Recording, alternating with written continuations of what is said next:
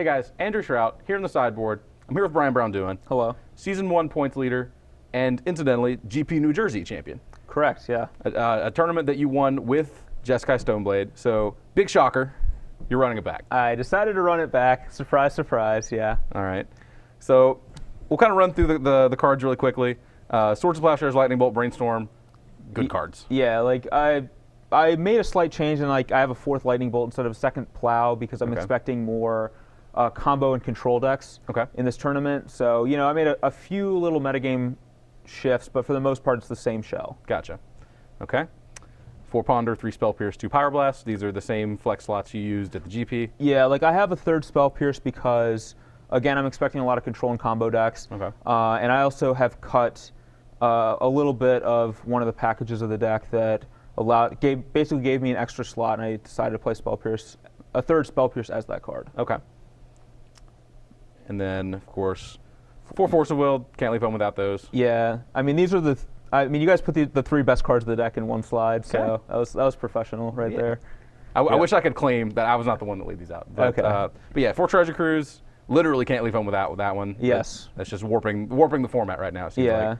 And I think Gitaxian Probe is one of the top 5 cards in Legacy. Okay. I think it's maybe even like the 2nd best card in Legacy. Okay. Or 3rd best card probably. Right. It's like Brainstorm, Treasure Cruise, Gitaxian Probe. Okay. That's where I have it. That's a strong endorsement. It is. I mean, information advantage is obviously huge. You know, free cantrip, free trigger from Young Pyromancer, and a free card in your graveyard for Treasure Cruise. Okay. Yeah, the fact that it kind of glues both of these cards together. It does, yeah. Kind of ties in with your point. I can see it. And then moving on to the threats. Yeah. So here, I guess you see that I cut 2 Stoneforge Mystics from the deck. Sure. So I'm down to just 2 Stoneforges and a Batterskull and 4 Young Pyromancers. Okay.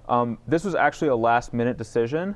I actually had 0 Stoneforges in the entire week of testing for this tournament. Okay.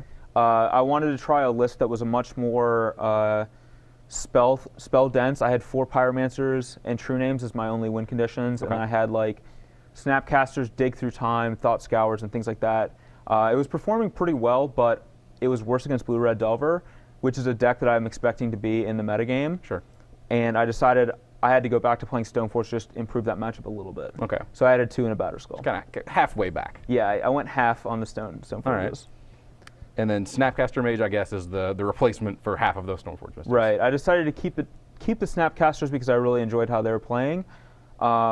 I will say this could be a little awkward because I haven't actually tested this specific list at all. Okay. But Snapcaster has been great in testing, so I'm hoping that he'll remain that way. Okay.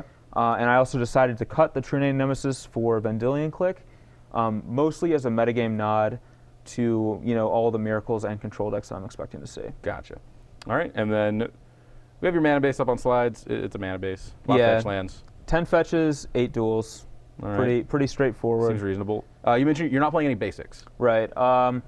So the basic planes that was in the deck that I won the GP with was just really awkward for me a lot of times. I didn't really want to play with it. Okay. I felt it was necessary at that tournament as a nod to like Blood Moon, a card I expected people to play, and things of that nature. Okay. But I don't expect to get Blood Mooned or loamed or anything out of this tournament. Gotcha. Theoretically, someone could be playing those cards, but I'm just not expecting it, so I built with that in mind. Okay. Before we get to the sideboard, I want to talk a little about what you expect the metagame to be. Okay. Of course, you know a lot of these players. Right. You could probably have made a list of all 16 of them and made some pretty educated guesses. I did, yes. Did you do that? I did do that, yes. All right. I figured. What are you expecting the field to look like?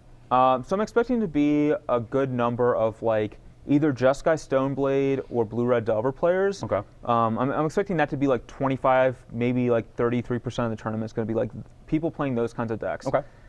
Past that point, I'm expecting like a number of Storm decks, Sneak and Show, and Miracles to be like another big portion of the deck or of the format. Okay. And then there's probably going to be a couple of random things like, I expect Ross to be on Elves, Tom Ross to be on Infect, things like that.